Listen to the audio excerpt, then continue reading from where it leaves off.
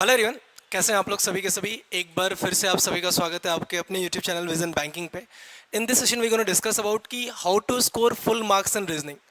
इस complete session में आपके साथ यही डिस्कस करेंगे क्योंकि बहुत सारे बच्चों का क्वेरी रहता है कि रीजनिंग एक ऐसा टॉपिक है जिसमें स्कोर किया जा सकता है, बट फुल मार्क्स कैसे स्कोर करें, 35 कैसे स्कोर करें। आरआरबी पीओ वाले बच्चे सोच रहे हैं, आरआरबी क्लर्क वाले, कि how to score 40 marks in English reasoning section. तो इस कंप्लीट सेशन में आपके साथ डिस्कस कर रहे होंगे, पर्टिकुलर एग्जाम वाइज भी ले रहे होंगे, साथ साथ आपका टॉपिक वाइज भी ले रहे होंगे कि कितने का वेटेज आता है क्वेश्चन में, किस क्वेश्चन पे हमें कितना टाइम देना चाहिए, आइडियल टाइम क्या होना चाहिए, ताकि एक सर्टेन लिमिटेड टाइम में आप जितने आपके क्वेश्चन हैं 34 35 या 40 आप उस सारे के सारे क्वेश्चन को सॉल्व कर रहे होगे। तो इस कंप्लीट सेशन में इसको डिस्कस कर रहे होंगे। अगर वीडियो थोड़ा सा लेंदी हो जाए तो कोई नहीं, आप 1.5x पे जाके वीडियो को देख सकते हैं, बट स्किप बिल्कुल भी मत करना। सबसे पहले जो जानना जरूरी है आपके लिए कि जो एग्जाम्स है आपके पास, बैंकिंग एग्जाम्स में पीओ और क्लर्क है, उसमें किस एग्जाम में रीजनिंग सेक्शन से कितना कितना क्वेश्चन आता है। फिर डिस्कस कर रहे होंगे कि उस एग्जाम के रीजनिंग सेक्शन में टॉपिक क्या क्या आता है, किस टॉपिक का कितना वेटेज होता है, हमें आइडियल टाइम कितना देना चाहिए। तो एक एक करके देख लेते हैं। सबसे पहले हमारे पास क्या दिख रहा है, आरआरबी पीओ आरआरबी क्लर्क, और मैं इसको अभी इसलिए सबसे मैंने ऊपर ही रखा है क्योंकि आपको भी पता है कि जो आपका फर्स्ट एग्जाम है 2022 वाले जो बच्चे अभी इसको देख रहे हैं, आपका जो पहला एग्जाम होगा वो आरआरबी पीओ आरआरबी क्लर्क का ही हो रहा होगा। क्यों? क्योंकि अभी फिलहाल एसबीआई क्लर्क आपको पता है पोस्टपोन हो चुका है कुछ दिनों के लिए, और अगर पोस्टपोन हुआ है दैट मीन्स अब जुलाई में एग्जाम के चांसेस बिल्कुल ही नहीं है। आपका एग्जाम अगस्त के बाद ही जाएगा, और अगस्त के फर्स्ट वीक में आपका पेपर किसका है, आरआरबी पीओ का। तो इसके लिए सबसे पहले आरआरबी पीओ क्लर्क रखा है। आपको देख रहे हो यहाँ पे कितने क्वेश्चन आपको देखने को मिल जाते हैं, टोटल 40 क्वेश्चन, 40 क्वेश्चन मिलेंगे। कितने नंबर के पेपर होगा, 40 नंबर का ही पेपर होगा। वही अगर आप आईबीपीएस क्लर्क की बात कर रहे होगे तो चाहे पीओ में चले जाओ, क्लर्क में 35 question 35 number, SBI PO SBI clerk 35 question 35 number. साथ साथ आपके और भी जो मान लो कि पीजीडी वेब वाला आ गया, अगर वो मेंस का पैटर्न पे चला गया तो मेंस की कैटेगरी में चला जाएगा। लेकिन अगर वो प्रीलिम्स वाला है, फिर मेंस है, फिर इंटरव्यू, इस तरीके से उसका भी प्रोसीजर है, तो भी आपको 35 क्वेश्चन ही देखने को वहाँ पे भी मिलता है।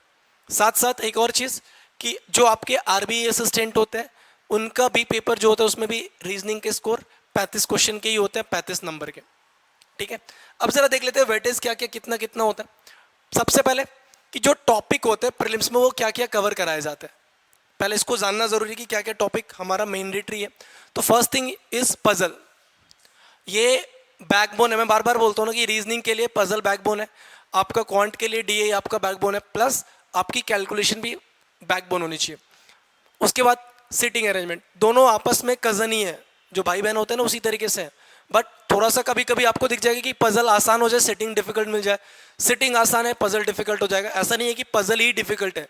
अगर आपके किसी भी एजुकेटर ने या फिर किसी ने भी आपके सीनियर ने आपके माइंड में ऐसा सेट कर दिया है कि सिटिंग आसान होता है पजल डिफिकल्ट होता है, तो ये गलत फहमी मत पाल के रखना। आप भी कभी कभी कुछ क्वेश्चंस आपको ऐसे दिख जाएंगे कि सिटिंग वाला लगेगा दिखने में आसान है, बट कुछ टेक्निकल चीज़ें आपको इसमें इंक्लूड कर दी जाती हैं सो दैट आप फंस जाओ यहाँ पे।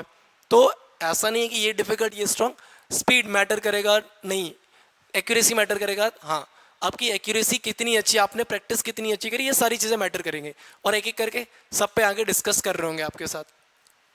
थर्ड इज सिलॉग्स, सिलॉग्स के भी क्वेश्चन आते हैं।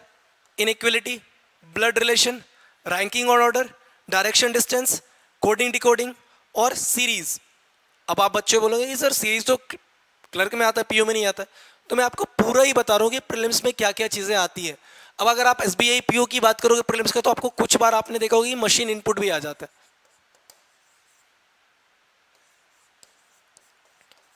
ये क्वेश्चन भी एसबीआई पीओ देखने को मिलेगा, क्लरिकल में तो कहीं पे भी नहीं मिलेगा मशीन इनपुट, बट पीओ के प्रीलिम्स में कभी कभी देखने को मिलता है, बट वो भी रेयरली होता है, ऐसा नहीं है कि रेगुलर आपको पूछता आ रहा है। तो ये था कि इतने सारी चीज़ें कवर करता है। और मैं एक बार बता दूं कि रीजनिंग एक ऐसा टॉपिक है जिसमें सबसे कम आपका क्या चीज़ है, सिलेबस है।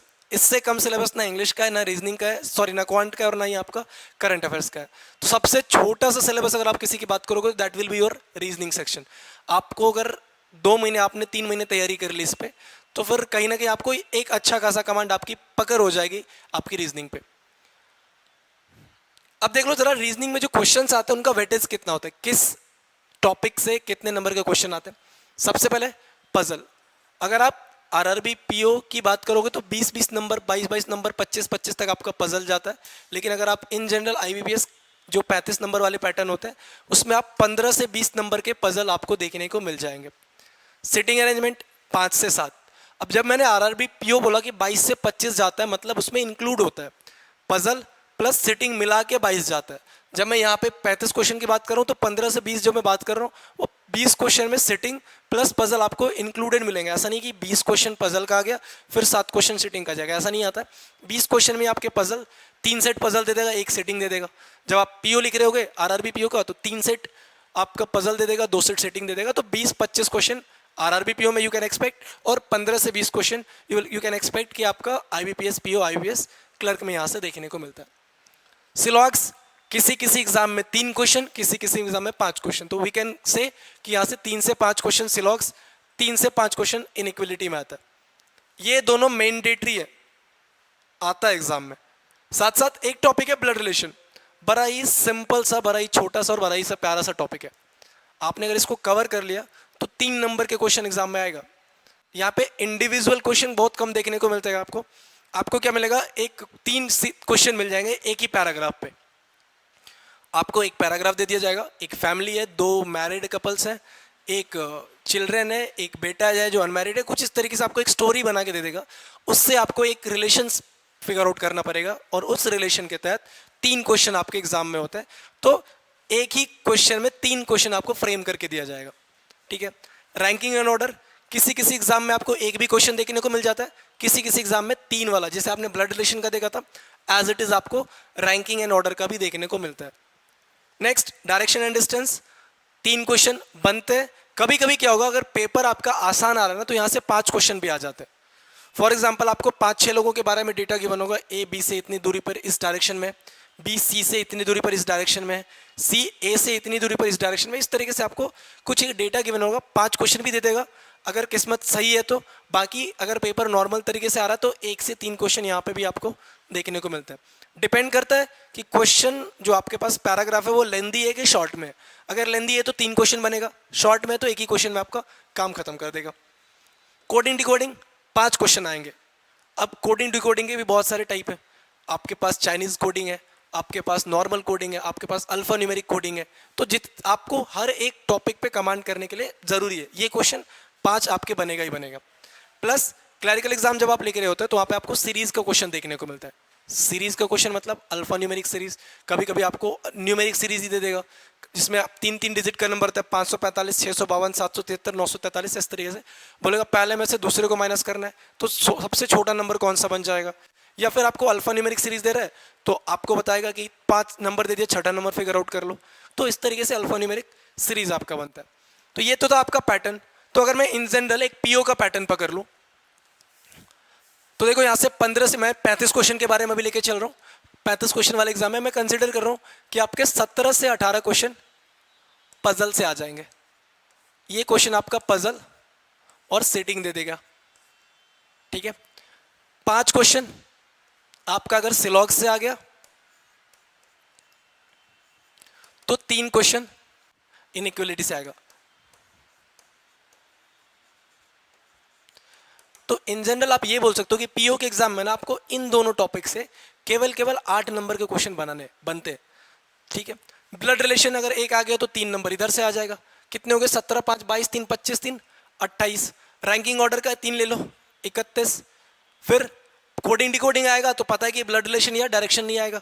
फिर आप 3 से 4 क्वेश्चन यू कैन एक्सपेक्ट कि आपका मिसलेनियस का भी बनता है, ठीक है।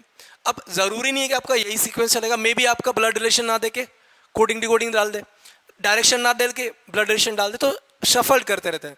आपको पता है कि बहुत सारी शिफ्ट में पेपर होता है तो किसी में ब्लड रिलेशन आ गया तो किसी में कोडिंग डिकोडिंग आ जाएगा, किसी में डायरेक्शन आ जाएगा तो किसी में ब्लड रिलेशन आ जाएगा। तो ये सारी चीज़ें शिफ्ट होती रहती है। बट पेपर का जो पैटर्न है वो इसी तरीके से आपको एग्जाम में पूछ रहा होता है। नेक्स्ट जो हम देख रहे होंगे कि अच्छा ये तो देख लिया ना कि क्या क्या टॉपिक आ रहा है, लेकिन अब एग्जाम जब आप दे रहे होगे या फिर आप जब मॉक टेस्ट लगा रहे हो अपने घर पे बैठ के, तो आपको एक प्रायोरिटी फिक्स करनी होगी कि मैं अच्छा इस सीक्वेंस से मुझे क्वेश्चन बनाना है। अगर आप आरआरबी क्लर्क का क्वेश्चन बना रहे हो तो स्किप करने की कोई बात ही नहीं है। आपको पता है कि 40 में 40 क्वेश्चन बनाने पड़ेगा। लेकिन अगर आप एसबीआई पीओ, आईबीपीएस पीओ की बात कर रहे हो तो आप प्रायोरिटी क्या रखोगे कि किस तरीके से टाइम मैनेज हो जाए। फॉर एग्जाम्पल एक आपको एक कंडीशन बता रहा हूँ, कभी कभी आप जब एग्जाम दे रहे हो तो ऐसा होता है ना कि आपने 30 क्वेश्चन अटेम्प्ट कर दिया, आपके पास 1 मिनट का टाइम बचा हुआ है या फिर आपके पास 2 मिनट का टाइम बचा हुआ है मान लो, और आपको पता है कि जो अगला 5 क्वेश्चन है ना वो किसी पजल का क्वेश्चन फंसा हुआ है। अब ना तो आपकी हिम्मत बनेगी कि 2 मिनट में 5 क्वेश्चन बनाने की या पजल सॉल्व करने की, या एक तरह से आपका दिमाग बोल रहा होगा कि बना लेते हैं, लेकिन वहीं आपके दिमाग में ये भी चल रहा होगा कि नहीं शायद से नहीं बनेगा, तो क्यों ना एक बार क्रॉस चेक कर लेते जो हमने बना रखा है, क्योंकि 2 मिनट में तो ऐसे भी नहीं बनना है ना। तो वो 2 मिनट कहीं ना कहीं मोस्ट ऑफ द स्टूडेंट का वेस्ट चला जाता है, आप उस टाइम को यूटिलाइज नहीं कर पाते कि कैसे करें। तो आपको एक सर्टेन टाइम लिमिट फिक्स करना पड़ेगा आपके एग्जाम पैटर्न के लिए। और जैसे मैंने आपको बताया कि आपको 2 पैटर्न में देखना है, पजल सेटिंग और अदर क्वेश्चंस को। तो आप फिक्स कर लो कि आप जब मॉक टेस्ट लगा रहे हो, एक मॉक टेस्ट लगो, 2 मॉक टेस्ट लगो, आइडियल टाइम क्या बताता है आपको कि आपको कहीं ना कहीं 8 मिनट में सारे के सारे मिसलेनियस क्वेश्चन बनाने पड़ेंगे, प्लस आप 12 मिनट दे रहे हो किसको, पजल को और सिटिंग अरेंजमेंट को। 12 मिनट में आप कितने 20 क्वेश्चन बना रहे होगे, 8 मिनट में कितने आप 15 क्वेश्चन बना रहे होगे। ये पैटर्न आपको फॉलो करना है, ये आइडियल टाइम है। लेकिन अगर आप एक बिगिनर हो ना तो आप ये तो बिल्कुल नहीं कर पाओगे। आप तो एक पजल बनाने बैठे 6 मिनट लग गया, आपको क्या करना है, आपको टाइम इतना ही देना है, ठीक है। आप जब बनाने बैठ रहे हो क्वेश्चन को तो आपको करना क्या, 12 मिनट आपने पजल को दे दिया, 12 मिनट के बाद टाइम फिक्स होती दिख रहा होता है आपको, बंद कर दो पजल बनाना। अगर बीच में भी अटक गया तो शिफ्ट कर जाओ किस पे, 8 पे, और कोशिश करना स्टार्ट इन्हीं 8 मिनट से करो, इन्हीं 15 क्वेश्चन के साथ आपको स्टार्ट करनी है, इन्हीं 8 मिनट के अंदर अंदर। इससे बेनिफिट क्या होगा कि जब आप पहले आप टाइमर चल रहा होता है ना, मान लो एक साइकोलॉजिकल क्या प्रेशर आता है और क्या चीज़ें आप एग्जाम में हमें थोड़ा बहुत कहीं ना कहीं कॉन्फिडेंस बूस्ट करता है। मान लो आपने देखा कि आपने पहले 8 मिनट में 15 क्वेश्चन बना लिया, लग रहा है ना कि अब जो बचा हुआ 12 मिनट है उसमें मुझे 20 क्वेश्चन बनाना है। लेकिन अगर आपने पजल से स्टार्ट कर दिया और फॉर एग्जाम्पल आपने 5 मिनट में एक पजल बना भी लिया, अब आपको क्या लगेगा कि अगले 15 मिनट में मुझे 30 क्वेश्चन बनाने। सोचो 8 मिनट में 15 बन चुके हैं, 20 बनाने 12 मिनट में। दूसरी तरफ आपको क्या लग रहा है कि आपको 15 मिनट में कितने बनाने, 30 क्वेश्चन बनाने। तो एक डिफिकल्ट लगता है और वहीं पे आप ट्रोमेटाइज्ड हो जाते हो और वहीं पे आपका एग्जाम फिक्स हो जाता है कि आप क्लियर नहीं कर पा रहे होगे। क्यों? क्योंकि अगर आप एक बार एग्जाम में अंडर प्रेशर आ गए, आप उसको ओवरकम नहीं कर पाओगे। ये आपका एग्जाम की बात कर रहा हूँ, आपके मॉक टेस्ट की बात नहीं कर रहा हूँ। स्टार्टिंग में आप मॉक टेस्ट में भी ऐसे ही हो जाएगा आपके साथ, आप मतलब फंबल हो जाओगे एग्जाम में कि अच्छा क्या हो गया मेरे साथ ये। लेकिन आप इसको टाइम को प्रायोरिटाइज करो कि 15 minute, 12 minute, 8 minute, 12 minute, 8 minute, इस तरीके से आपको अपना टाइम मैनेज करना है। अच्छा, अगर 12 मिनट और 8 मिनट मैंने बताया तो किस पे कितना टाइम देना चाहिए, आइडियल टाइम बता रहा हूँ। आपका कितना टाइम लग रहा है, अगर इससे कम लग रहा है तो आपकी स्पीड अच्छी जा रही है, अगर ज़्यादा जा रहा है तो you have to improve your speed. Syllogisms 1 minute में 3 से 5 क्वेश्चन बनने चाहिए, as well as inequality 1 minute में 3 से 5 क्वेश्चन बनने चाहिए। अगर मैं ब्लड रिलेशन की बात करूँ 3 क्वेश्चन है, 2 minute is sufficient. Ranking and order की बात करूं 1 से 2 मिनट का क्वेश्चन यहाँ पे आएगा। Series 5 question maximum 3 minute. Coding decoding 3 minute. Direction distance 2 minute. तो ये जो आपका बच रहा है ना पजल और सेटिंग, इस पे आपको देना है कितना मिनट, टोटल का 12 मिनट। ये 12 मिनट तो इधर देना ही देना है। मान लो कि मेरे में सिलॉक्स आ गया, इनइक्वलिटी आ गया, तो मैं यहाँ से कंसिडर कर रहा हूँ कि ये दोनों मिला के 8 आ गया, 8 क्वेश्चन 2 मिनट में। ब्लड रिलेशन 11 4 मिनट में, ठीक है। सीरीज तो नहीं ले सकता ना, ये ले लेता हूँ 11 और 3, 11 और 5 16, कितने मिनट में, 8 मिनट में। तो 8 मिनट में फिर भी आप 16 क्वेश्चन 15 क्वेश्चन अटेम्प्ट कर पा रहे होगे, तो बाकी का टाइम आप इधर यूटिलाइज कर सकते हो और आपके लिए आसान भी हो जाएगा। तो कोशिश क्या करना है, पहले आपको इसमें से 12 क्वेश्चन बना के छोड़ दो, 15 मत बनाना, पहले 12 क्वेश्चन बना के छोड़ दो, फिर पजल पे आ जाओ। क्योंकि ऐसे में क्या होगा, जब आपका बाकी का 1-2 मिनट बचेगा ना, तो आप उस 1-2 मिनट को इधर यूटिलाइज कर पाओगे प्रॉपरली। मान लो कि कोई पजल ऐसा है तो 3 मिनट में बनना है, 5 क्वेश्चन तो बनेगा उधर से, एक छूटेगा तो नहीं ना। तो इसलिए आपको ये पूरा का पूरा पैटर्न इधर देखना है। क्लियर है यहाँ तक? तो इसी पैटर्न से अगर आप भी कर रहे होगे चीज़ों को क्लियर, तो कहीं ना कहीं आपका भी एग्जाम आसानी से क्लियर हो रहा होगा, आप भी 35 आउट ऑफ 35 स्कोर कर पा रहोगे।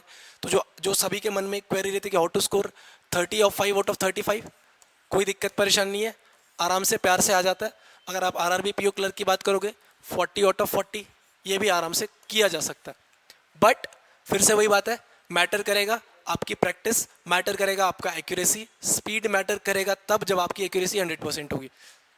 कभी भी ये मत करना कि स्पीड बढ़ाने के चक्कर में अपनी एक्यूरेसी को कम कर लेना। जिस दिन आपने ये करना स्टार्ट कर देना कि आपकी स्पीड बढ़ रही है, एक्यूरेसी कम हो रही है, उस दिन तैयारी करना छोड़ देना, बेहतर यही होगा, क्योंकि उसके बाद सिलेक्शन के चांसेस आपके बहुत कम होते चले जाएंगे। Reason behind that is what, कि आप जब बना रहे हो ना चीज़ों को, आप स्पीड के चक्कर में भाग रहे हो। आप कोशिश करो कि मैं 100 अटेम्प्ट कर दूं, मैं 35 अटेम्प्ट कर दूं। अरे भैया 35 अटेम्प्ट करने के बावजूद भी अगर आप 10 क्वेश्चन गलत बना दोगे तो आपके नंबर 22.5 नजर आ रहे होंगे, 21.5, 22.5 भी नहीं जाएगा आपका, 2.5 नंबर आपके कट रहे होंगे। लेकिन अगर आप 35 बना के 2 गलत में निपटा रहे हो तो आपके कितने नंबर आ रहे होंगे? 32.5 वैसे भी आ रहे है ना। तो एक्यूरेसी मेंटेन कर लो, स्पीड खुद ब खुद आ जाएगी। मैं बार बार बोलता हूँ, रीजनिंग में ये मत सोचो कि how to speed increase speed किसी भी सेक्शन में नहीं सोचना है। आपको देखना है कि कैसे आप अपनी एक्यूरेसी को इंक्रीज कर सकते हो। ठीक है, तो मिलते हैं नेक्स्ट सेशन में। Till then take care, bye bye, thank you. अगर आपका और भी कोई क्वेरी, अगर आपको बैंकिंग एग्जाम रिलेटेड और भी कोई डाउट है, कोई वीडियो चाहिए होगी, तो आप मेरे को कमेंट सेक्शन में ज़रूर बताना। कैसा लगा ये वीडियो, ये भी कमेंट सेक्शन में बताना। तो मिलते हैं नेक्स्ट वीडियो में। Till then take care, bye bye, thank you, keep practising more and more, and all the best for your upcoming examination.